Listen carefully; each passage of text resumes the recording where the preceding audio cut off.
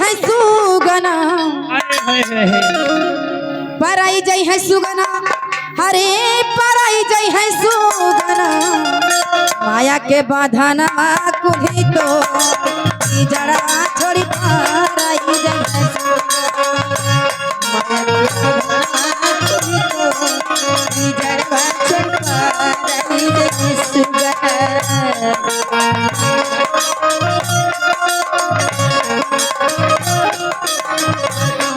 पराई जई है सुगना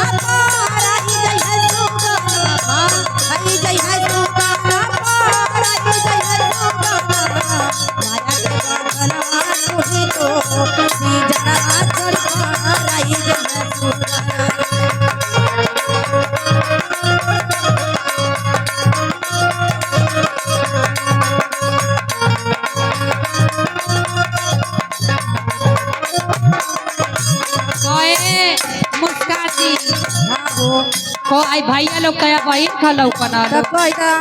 लोग तारा सुते देखलो काहे प्रधान जी ई लोग के देबे ना कोई ना बतावल ओई तर घुमत लोग खाली लोग के ठंडा लगत काजी प्रधान जी ए सखी हो हाय देखा जब पांची छोड़ के जाला तो केहू से बता के ना जाला ए सखी आज के में निकल जाला आज के में कहिला तू कहे ना बताइना कहे ना बताइना आज के में कहिला तू कहे ना बताइना कहे ना बताइना आज के में कहिला तू कहे ना बताइना कहे ना बताइना आज के में कहिला तू कहे ना बताइना कहे ना बताइना आज के में कहिला तू कहे ना बताइला हो कहे ना बताइला माई बाबू पाहिने के तनी ना मोहाइला तनी ना मोहाइला माई बहिन पाहिने के तनी ना मोहाइला हो तनी ना मोहाइला आज के में कहिला तू कहे ना बताइला हो कहे ना बताइला हो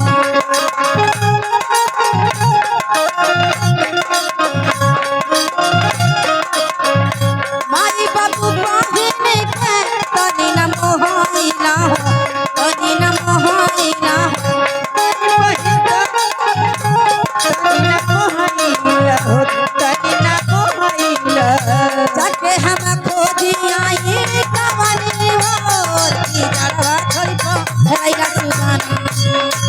माया के बाधना कुली तोड़ की जड़वा छोड़ी को रैला सुगाना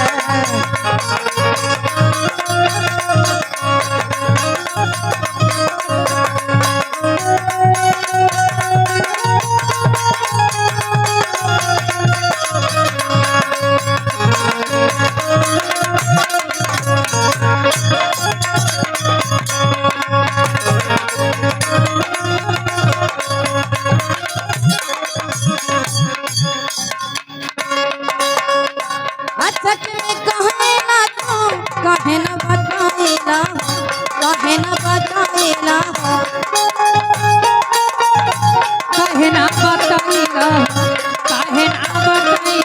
हे मुस्कान जी का हो अरे निर्गुण हो ताटे कोई दा जे बचल होके आई काहे से कि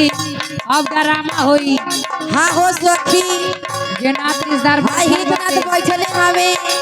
केहू के पता नहीं के चला जब से हम आइल बा घर मालकिन के पता नहीं के केहू आओ चाहे ना पियाओ सही कहलू हम कहा उगैली उ जितने लेट करिया उतना उनकर धक्का बने हाय माता जी के निर्गुण होता भगवान करे कि उनकर आत्मा के शांति मिले अच्छा के मैं कहेला तो कहे ना बताइला आज के मैं कहेला तो कहे ना बताइला हो कहे ना बताइला माई बाबू पाहिने के तनी ना मोहाइला हो तनी ना मोहाइला हो माई तनी ना मोहाइला हो तनी ना मोहाइला जाके हम खोजी आए कहानी और फिर जड़ा छोड़ी पार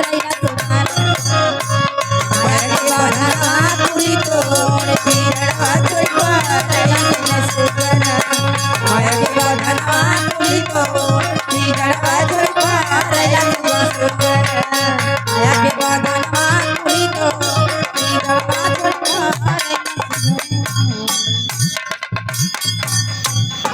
अरे बड़ी छमकत हवे